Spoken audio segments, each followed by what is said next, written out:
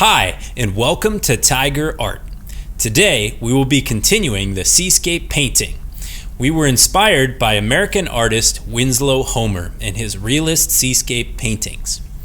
We learned that in addition to using oil paints for a lot of his more popular and more famous paintings, he also used watercolors. And being the master painter that he was, he used this difficult medium to make some very beautiful masterpieces. We started by drawing it out in pencil first. To make the drawing, we needed to know a few basic things. First, a landscape or seascape picture should go side to side, horizontally, not up and down like a portrait. Next, we needed to know where the horizon line is. The horizon is a line that goes straight across your picture, and it is as far as your eye can see.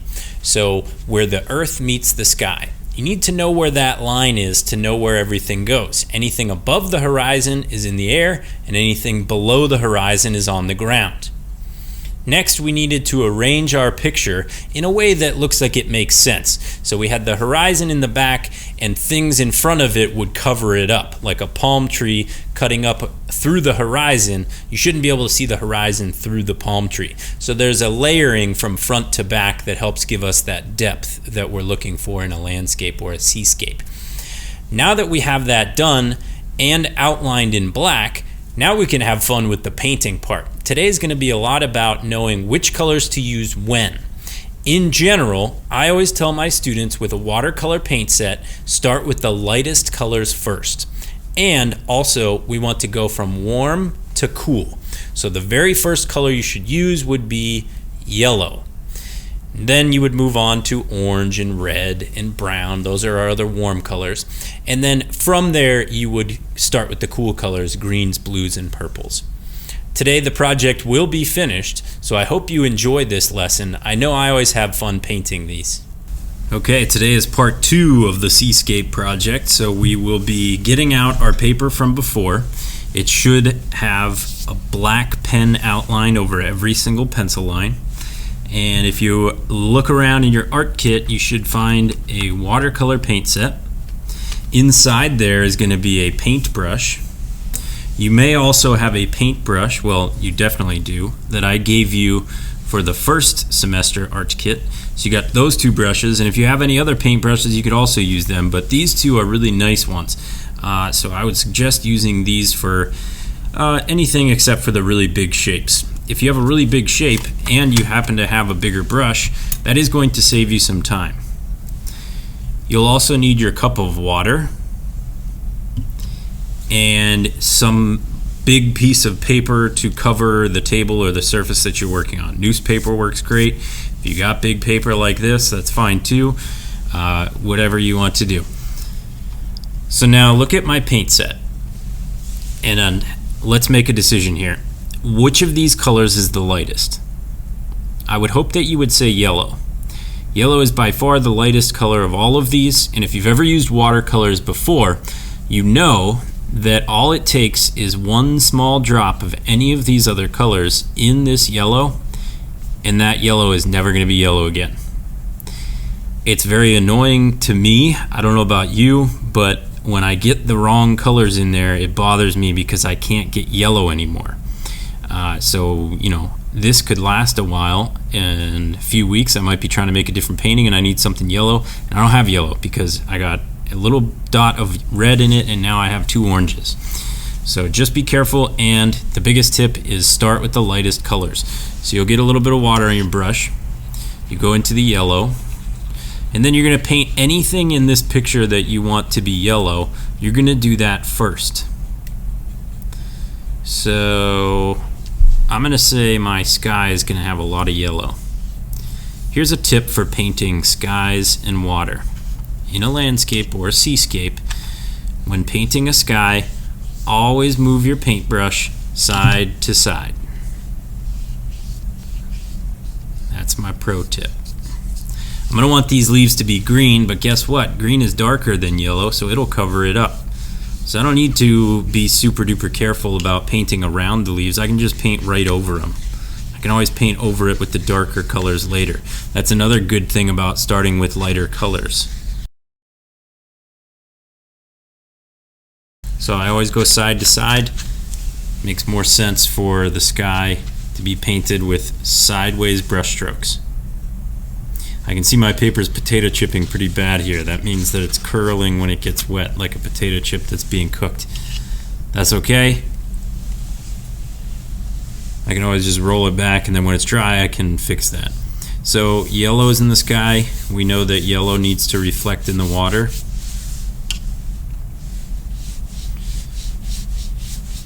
So you might be thinking right now, Mr. Hinman, why so much yellow?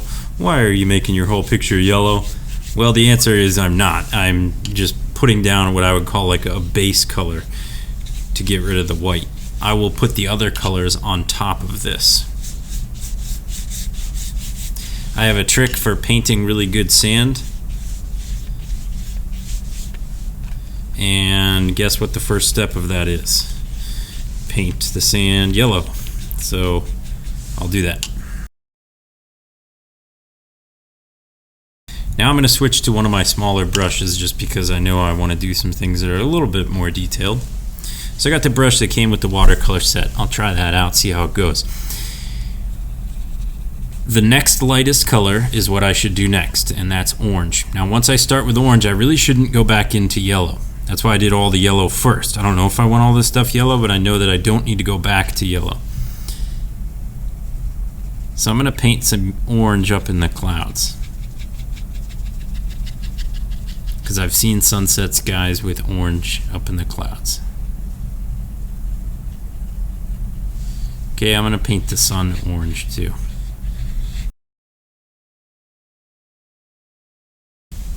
Okay, so the sun is orange, it's shining orange up into the clouds. If I put something in the sky, what do I need to do? I need to put it reflecting in the water. So I'm going to do some orange lines here like this. Always move your brush which way? Side to side. If you draw these up and down, it doesn't make any sense because the water waves would be sideways.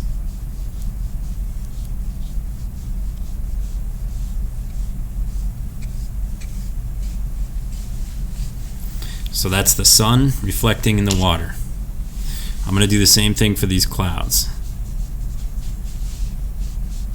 Reflecting in the water below. This cloud needs to reflect down there too.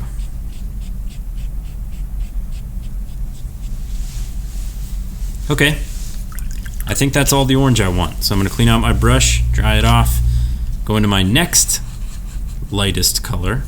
Stick with the warm colors first, it'll make it easier for you. And that's red, is the next lightest warm color.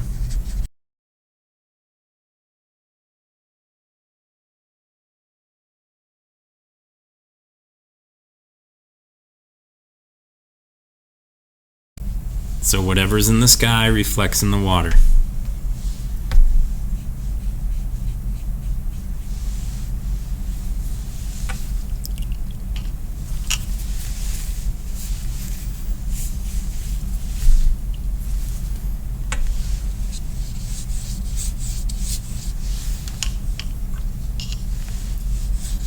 I'm going to do the top of my sky orangey.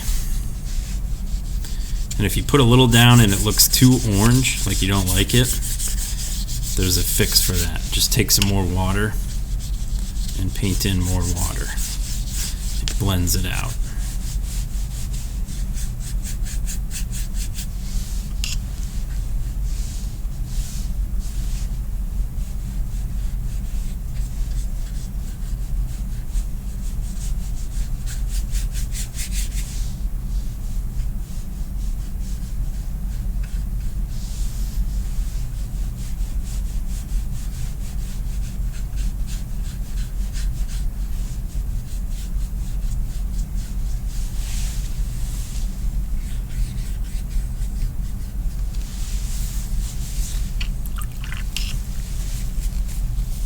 Okay, now I'm going to paint some brown because that's a warm color too.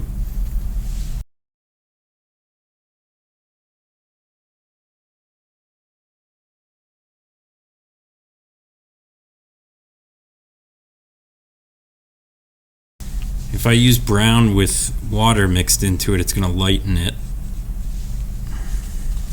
And I can also use like a paper towel to dab some of it away. But by painting this sail brown and then adding water, it makes it a really, really light brown. So if it was white, now it's in shadow from the sun, and that makes sense. I'm going to add some brown reflecting down in the water in front of the boat. Lines going side to side. And then my trick for sand is to get a little bit of brown and a lot of water and paint it over top of yellow. So there's already yellow there. I get a little bit of brown, but a lot of water with it. And you'll get a really nice sandy beach color. Like that. It's going to look even better when it dries.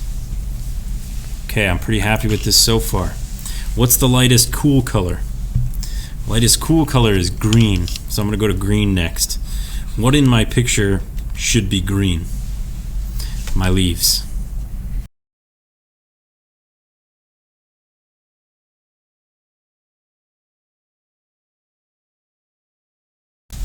What's next? How about blue? Seascape should have some blue in it, right? I don't want to overdo it though, because I got a lot of warm colors that I really do like quite a bit. So I'm just going to add some blues over here. Always side to side.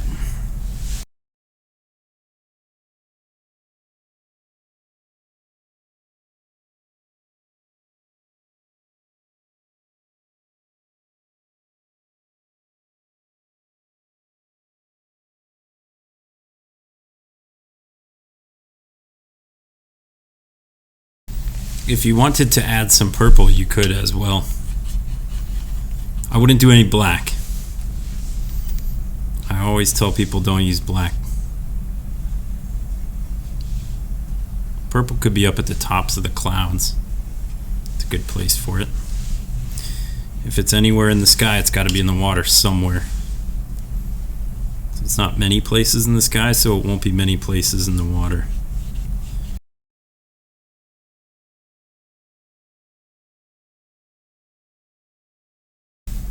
Okay, that's your watercolor seascape painting. When you're finished, take a picture of it and submit. I can't wait to see it. I know you're going to have fun with this, and I know they're going to look great. Just a tip, leave your watercolors open and let them dry. They will last much longer.